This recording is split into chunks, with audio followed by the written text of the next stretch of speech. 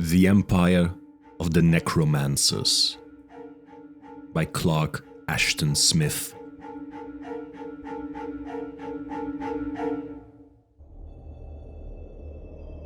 The legend of Mmatmuor and Sodosma shall arise only in the latter cycles of Earth, when the glad legends of the Prime have been forgotten. Before the time of its telling, many epochs shall have passed away, and the seas shall have fallen in their beds, and new continents shall have come to birth. Perhaps, in that day, it will serve to beguile for a little the black weariness of a dying race, grown hopeless of all but oblivion. I tell the tale as men shall tell it in Zothique, the last continent, beneath a dim sun and sad heavens where the stars come out in terrible brightness before eventide. Mmatmuor and Sodosma were necromancers who came from the dark isle of Nart to practice their baleful arts in Tinarath, beyond the shrunken seas. But they did not prosper in Tinarath, for death was deemed a holy thing by the people of that grey country, and the nothingness of the tomb was not lightly to be desecrated, and the raising up of the dead by necromancy was held in abomination. So, after a short interval, Mmatmuor and Sodosma were driven forth by the anger of the inhabitants, and were compelled to flee toward Sincor, a desert of the south, which was peopled only by the bones and mummies of a race that the pestilence had slain in former time. The land into which they went lay drear and leprous and ashen below the huge, ember-colored sun. Its crumbling rocks and deathly solitudes of sand would have struck terror to the hearts of common men, and, since they had been thrust out into that barren place without food or sustenance, the plight of the sorcerers might well have seemed a desperate one. But, smiling secretly, with the air of conquerors who tread the approaches of a long-coveted realm, Sodosma and Mmatmuor walked steadily on into Sincor. Unbroken before them, through fields devoid of trees and grass, and across the channels of dried-up rivers, there ran the great highway by which travelers had gone formerly between Sincor and Tinarath. Here they met no living thing, but soon they came to the skeletons of a horse and its rider lying full in the road, and wearing still the sumptuous harness and raiment which they had worn in the flesh. And Mmatmuor and Sodosma paused before the piteous bones, on which no shred of corruption remained, and they smiled evilly at each other. "The steed shall be yours," said Mmatmuor, "since you are a little the elder of us two, and are thus entitled to precedence. And the rider shall serve us both, and be the first to acknowledge fealty to us in Sincor." Then, in the ashy sand by the wayside, they drew a threefold circle, and standing together at its center, they performed the abominable rites that compel the dead to arise from tranquil nothingness and obey henceforward, in all things, the will of the necromancer. Afterward, they sprinkled a pinch of magic powder on the nostril holes of the man and the horse, and the white bones, creaking mournfully, rose up from where they had lain and stood in readiness to serve their masters. So, as had been agreed between them, Sodosma mounted the skeleton steed and took up the jeweled reins, and rode in an evil mockery of death on his pale horse, while Mmatmuor trudged on beside him, leaning lightly on an ebon staff, and the skeleton of the man with its rich raiment flapping loosely, followed behind the two, like a servitor.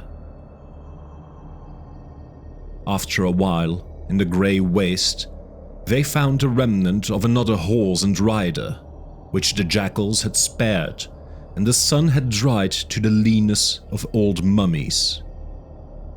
These also they raised up from death, and Mmatmuor bestrode the withered charger, and the two magicians rode on in state, like errant emperors, with a lich and a skeleton to attend them. Other bones and charnel remnants of men and beasts, to which they came anon, were duly resurrected in like fashion, so that they gathered to themselves an ever-swelling train in their progress through Sinkor. Along the way, as they neared Yet-Lithrium, which had been the capital, they found numerous tombs and necropoli, inviolate still after many ages, and containing swathed mummies that had scarcely withered in death. All these they raised up and called from sepulchral night to do their bidding. Some they commanded to sow and till the desert fields and hoist water from the sunken wells. Others they left at diverse tasks, such as the mummies had performed in life. The century-long silence was broken by the noise and tumult of myriad activities, and the lank liches of weavers toiled at their shuttles, and the corpses of ploughmen followed their furrows behind carrion oxen.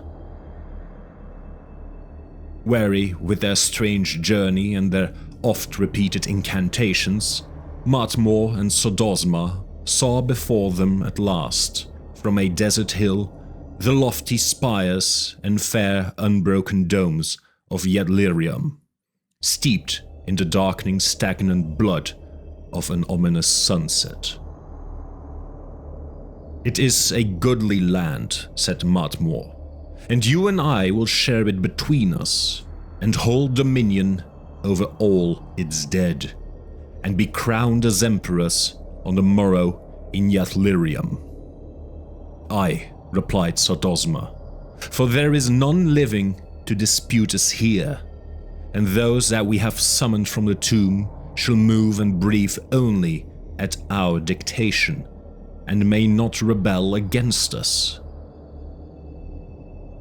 So, in the blood-red twilight that thickened with purple, they entered Yet-Lithrium and rode on among the lofty, lampless mansions, and installed themselves with their grisly retinue in that stately and abandoned palace where the dynasty of Nimboth emperors had reigned for 2,000 years with dominion over Sinkor.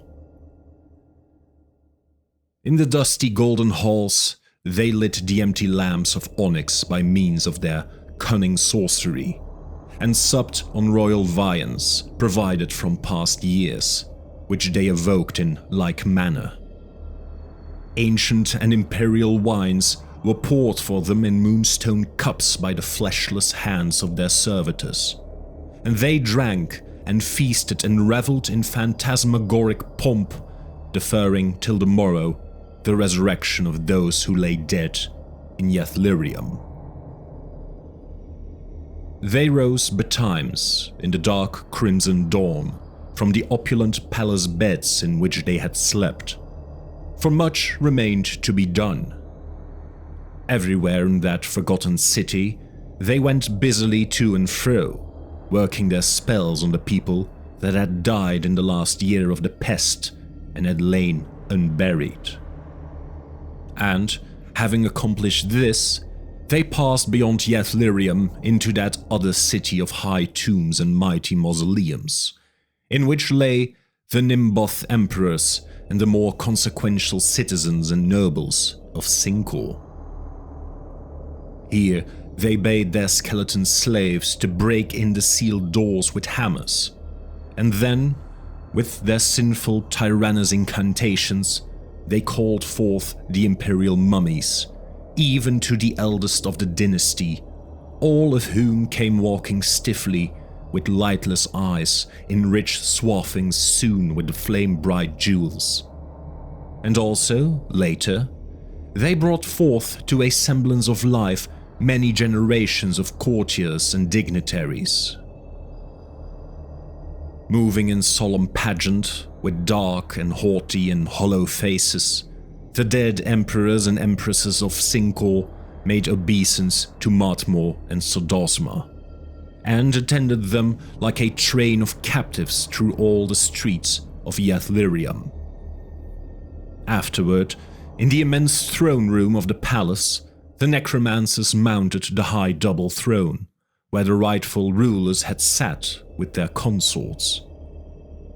Amid the assembled emperors, in gorgeous and funereal state, they were invested with sovereignty by the seer hands of the mummy of Hestion, earliest of the Nimboth line, who had ruled in half-mystic years. Then, all the descendants of Hestion, crowding the room in a great throng, acclaimed with toneless, echo-like voices the dominion of Mmatmuor and Sodosma. Thus did the outcast necromancers find for themselves an empire and a subject people in the desolate, barren land where the men of Tinnereth had driven them forth to perish. Reigning supreme over all the dead of Sincor by virtue of their malign magic, they exercised a baleful despotism. Tribute was borne to them by fleshless porters from outlying realms, and plague-eaten corpses and tall mummies scented with mortuary balsams went to and fro upon their errands in Yathlirium, or heaped before their greedy eyes, from inexhaustible vaults, the cobweb-blackened gold and dusty gems of antique time. Dead laborers made her palace gardens to bloom with long-perished flowers. Liches and skeletons toiled for them in the mines, or reared superb, fantastic towers to the dying sun. Chamberlains and princes of all time were their cupbearers, and stringed instruments were plucked for their delight by the slim hands of empresses with golden hair that had come forth untarnished from the night of the tomb. Those that were fairest, whom the plague and the worm had not ravaged overmuch, they took for their lemons and made to serve their necrophilic lust.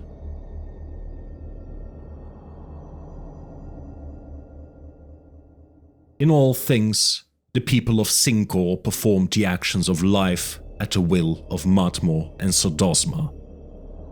They spoke, they moved, they ate and drank as in life.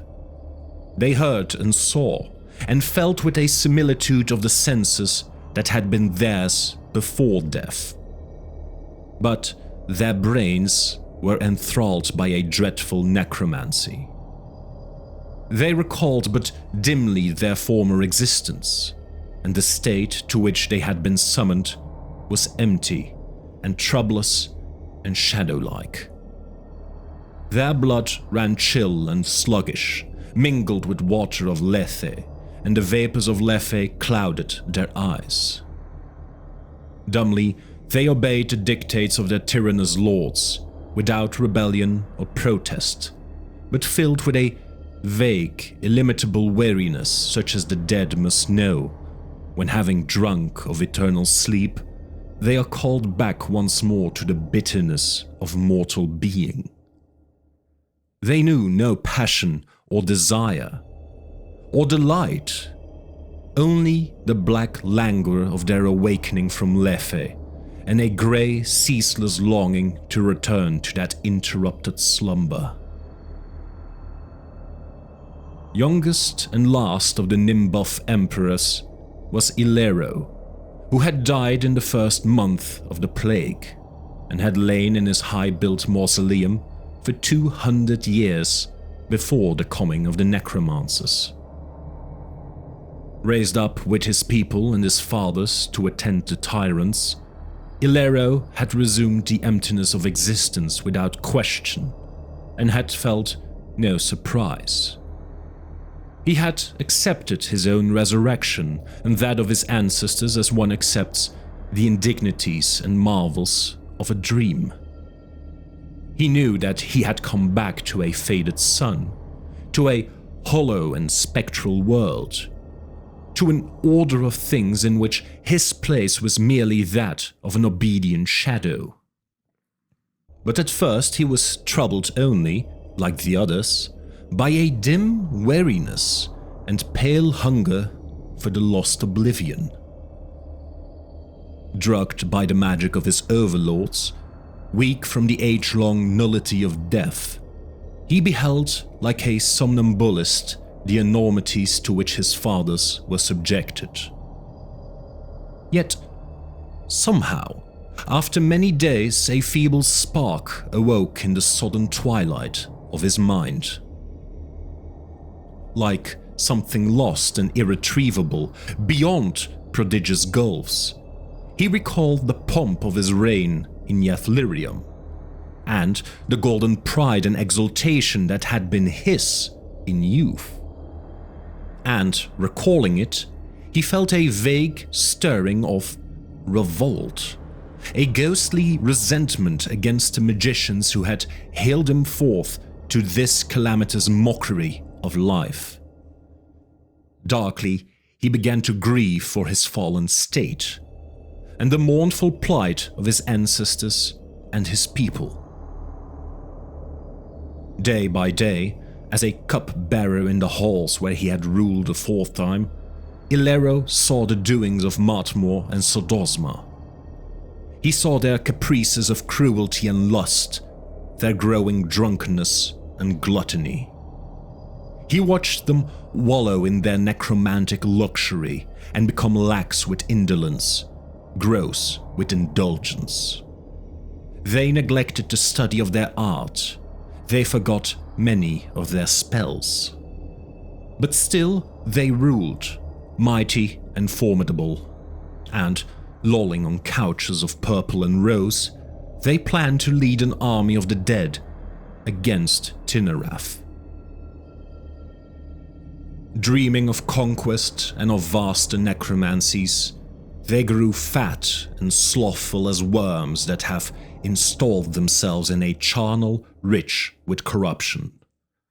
And pace by pace, with their laxness and tyranny, the fire of rebellion mounted in the shadowy heart of Ilero, like a flame that struggles with Lethean damps. And slowly, with the waxing of his wrath, there returned to him something of the strength and firmness that had been his in life. Seeing the turpitude of the oppressors, and knowing the wrong that had been done to the helpless dead, he heard in his brain the clamor of stifled voices demanding vengeance. Among his fathers, through the palace halls of Yathlirium, Ilero moved silently at the bidding of the masters, or stood awaiting their command. He poured in their cups of onyx the amber vintages, brought by wizardry from hills beneath a younger sun.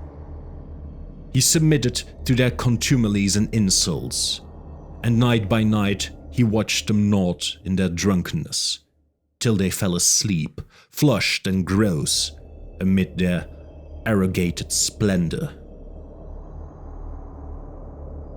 There was little speech among the living dead, and son and father, daughter and mother, lover and beloved went to and fro without sign of recognition, making no comment on their evil lot. But at last, one midnight, when the tyrants lay in slumber and the flames wavered in the necromantic lamps, Ilero took counsel with Hestion, his eldest ancestor, who had been famed as a great wizard in fable and was reputed to have known the secret lore of antiquity. Hestion stood apart from the others, in a corner of the shadowy hall. He was brown and withered in his crumbling mummy cloths, and his lightless obsidian eyes appeared to gaze still upon nothingness. He seemed not to have heard the question of Ilero, but at length, in a dry, rustling whisper, he responded. I am old, and the night of the sepulchre was long, and I have forgotten much. Yet, groping backward across the void of death, it may be that I shall retrieve something of my former wisdom, and between us we shall devise a mode of deliverance.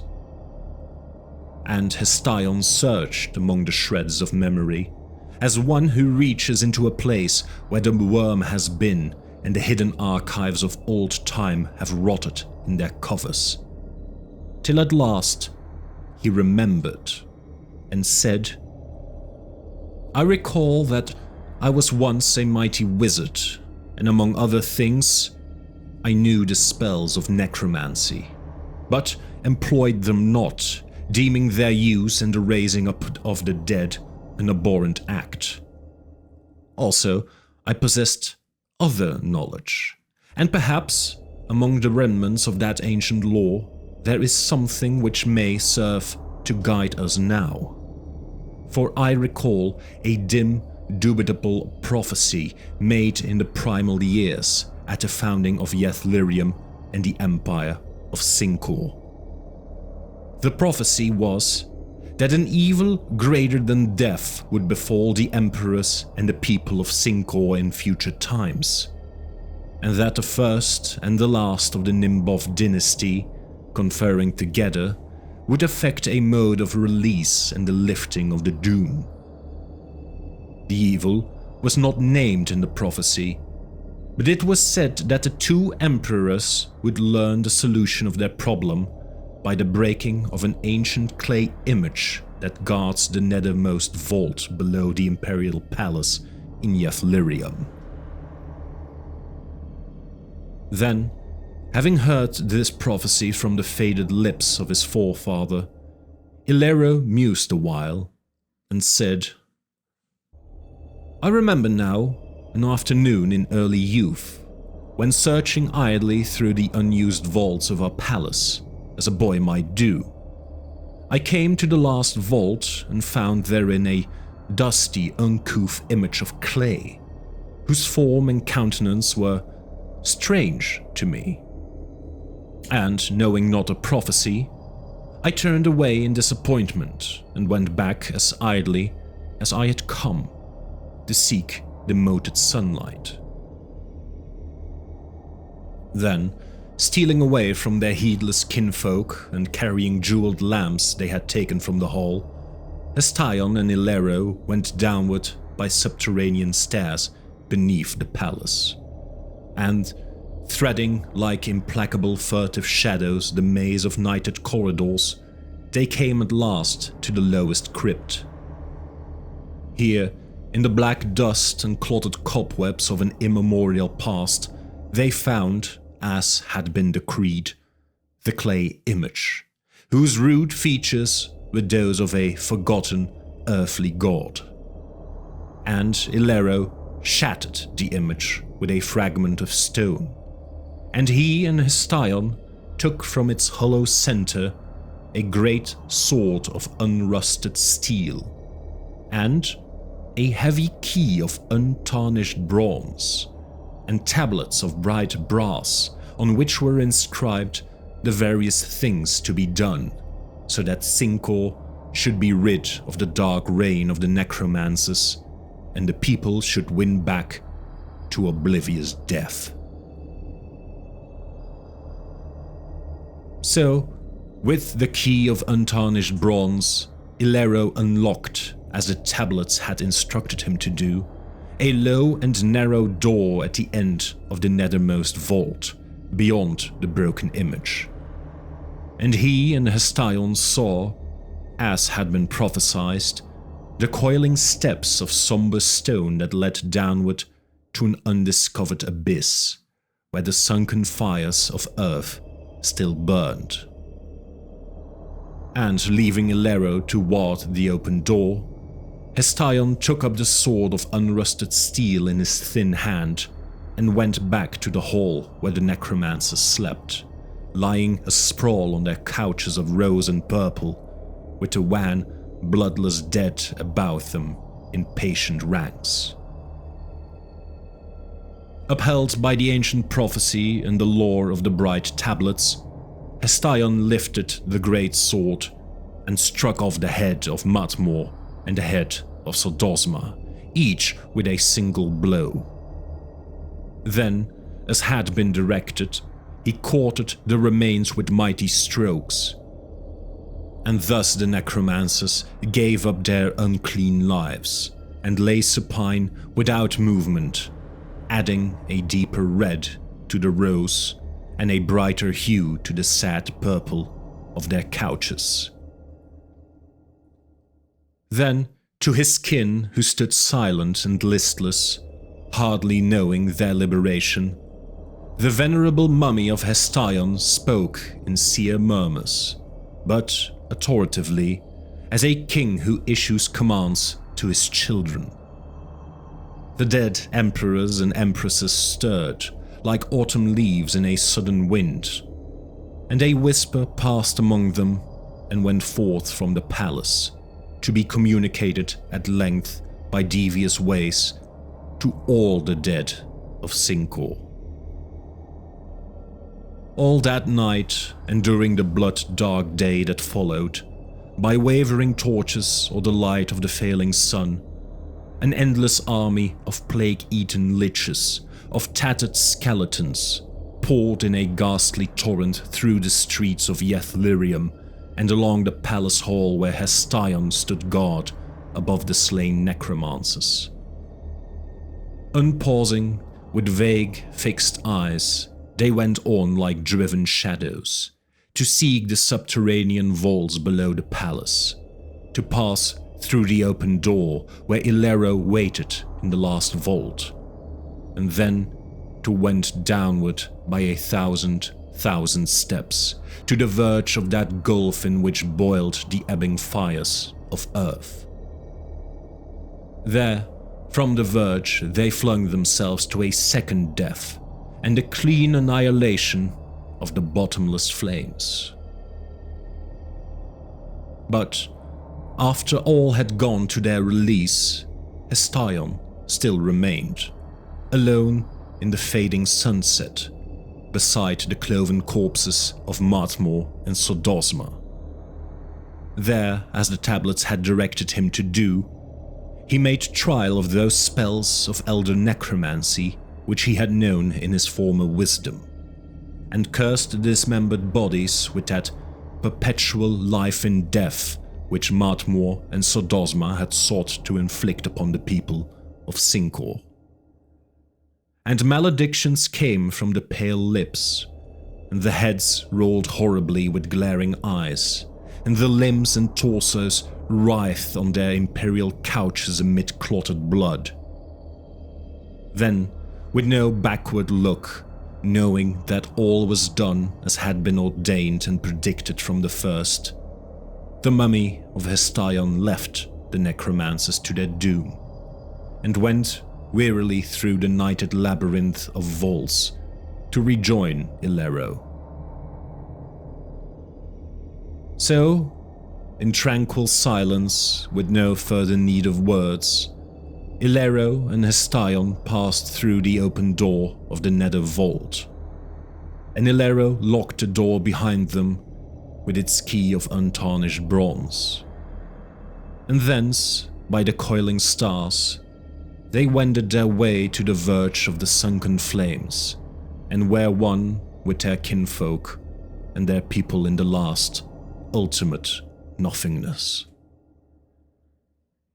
But of Mmatmuor and Sodosma, men say that their quartered bodies crawl to and fro to this day in Yethlirium, finding no peace or respite from their doom of life in death, and seeking, vainly, through the black maze of nether vaults, that door that was locked by Illero.